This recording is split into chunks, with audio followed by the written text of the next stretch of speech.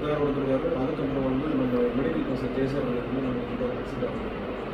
இது இவ்வளோ நம்ம வெளியில் இருந்தாங்க நம்ம இயக்கத்தில் இருந்தாலும் ஸோ இது வந்து எதனால இன்னைக்கு நமக்கு இந்த இதுக்கு தந்தாங்க அப்படிங்கிறது வந்து ஏறக்காவது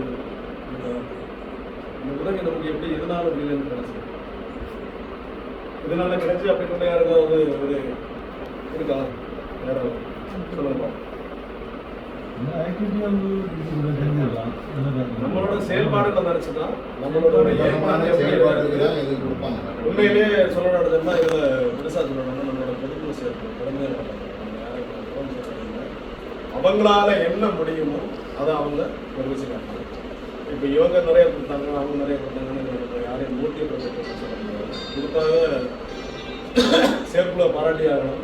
ஒரு விஷயம் சொன்ன உடனே சொன்னாங்க 25,000 நாங்கள் உண்மையிலே பண்ணி தந்தோம். அதே மாதிரி தான் சேர்ப்பு பொதுக்குழுலையும் அவங்களால முடிஞ்ச விஷயங்கள் கிட்டத்தட்ட ஒரு 19,000 சில ஒரு 19,000 பொதுக்குழு அவங்க ரெடி பண்ணிருந்தாங்க.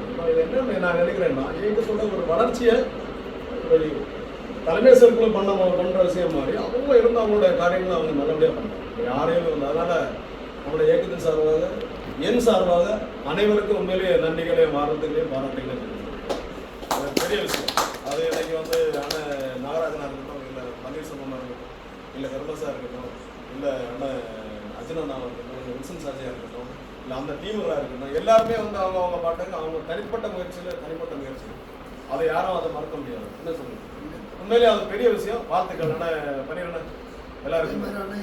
அதே மாதிரி என்னன்னா எல்லாருக்கும் ஒரு திருப்தி என்னன்னா எனக்கு பெரிய வருத்தம் என்ன அப்படின்னா நம்ம அவரோட அம்மா சிச்சுவேஷன்ல அவர் வந்துட்டும் அவரால் கலந்துக்க முடியாத ஒரு சிச்சுவேஷன் ஆகிட்டு பெரிய மனதளவில் ஒரு வேதனை இருந்தது. ஒரு போட்டோக்கா வந்து கடைசியில் நிப்பாருன்னு சொல்லிட்டு பார்த்தேன். அவரால் வர முடியல. ஆனால் இயக்கத்தின் சார்பாக மனவேதனை இருந்தா மன்னிச்சுக்கோ. சரியா? உண்மையிலே பெரிய வாழ்த்துக்கள். உங்களோட பெரிய விஷயம் என்னன்னா இங்க அத்தனை பேருமே நம்மளோட முயற்சி. இன்னொன்று மகளிர் அணி சும்மா சொல்லக்கூடாது. இவங்க அத்தனை பேருக்கு நாங்க சாதாரண ஆள் இல்லைன்னு சொல்லிட்டு அவங்க பாட்டுக்கு எல்லாருமே இன்னைக்கு யூனிஃபார்ம் வரைக்கும் தனிப்பட்ட முயற்சியை எடுத்து நாங்க பண்ண போறோம்னு கொண்டு வந்திருக்காங்க மகளிர் அணி. நம்ம வந்து என்ன பண்றோம்னா நம்ம சைடு தான் பார்த்துட்டு இருந்தோம். மகளிர் அணியை கடைசி வரைக்கும் கண்டுக்கவே இல்லை. ஆனா உண்மையிலேயே அந்த யூனிஃபார்ம் விஷயத்தை கொண்டு வந்து உங்களுக்கு பெரிய வாழ்த்துக்கள். அவங்க நம்ம இந்த மாதிரி அவங்க அந்த ப்ளூ இதே சேம் நம்ம ஐடி கார்டு மாதிரியே அவங்க அந்த ஸ்கை ப்ளூலேயே அந்த ரெட்லேயே யூனிஃபார்ம் இப்போ தயாராகி கொண்டு இருக்குது. அது உண்மையிலே இப்போ அதுக்கு ஒரு உதாரணம் நம்ம பொதுச் செயலாளர் அவர் அந்த டிசைனை நம்ம காஸ்ட்லியூம் டிசைனிங் இப்படி பண்ணால் நல்லா இருக்குன்னு ஒரு ஐடியா முதல்ல கொடுத்தாரு. அதுக்கப்புறம் தலைமை குழுவில் இருக்கிற எல்லாருமே அதை ஓகே பண்ணி அப்போ அதன்படியே போட்டுன்னு அப்போ அது ஏன்னா நான் முதல்ல பண்ணது என்னன்னா அம்மையார் மதர் தெரசா மாதிரி நமக்கு ஒரு அந்த ஸ்கை ப்ளூ அந்த ப்ளூ எடுத்துக்கணும்னு ஆசை. அது வந்து நிறைய பேருக்கு விருப்பம் இல்லை. காரணம் என்னன்னா இங்கே எல்லாருமே கல்யாணம் பண்ணுவாங்க. கொஞ்சம் பேருக்கு அது ஒரு சில விஷயங்கள் அப்படி போயிட்டு இருக்குது. அப்போ வெள்ளச்சீலை கட்டுறதுக்கு யாருக்கு விருப்பம் வரல அப்படின்னு ஒரு காரணம் இருக்கலாம்.